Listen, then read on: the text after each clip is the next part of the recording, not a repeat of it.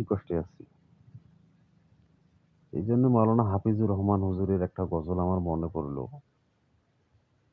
তো খুব এই গজলটা আমি শুনি, খুবই ভালো লাগে।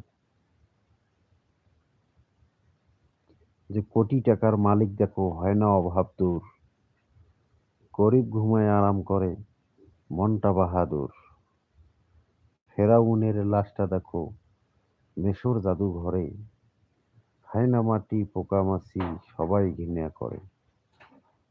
এর হৃদয়ও থাকিবে যার নম্রত সদা, রহমত আসিবে সেটায় প্রভুর বাধা। বড়র বড়াই থাকলে দিলে রহমত আসবে না, নিজেকে নিজে ছোট মনে করিও সদা। উঁচু জমিনের পানি দেখো, উঁচু জমিন থেকে পানি দেখো নিচু জমিনে যায়, তেমনি খোদার রহমত আসে নম্রতার হৃদয়।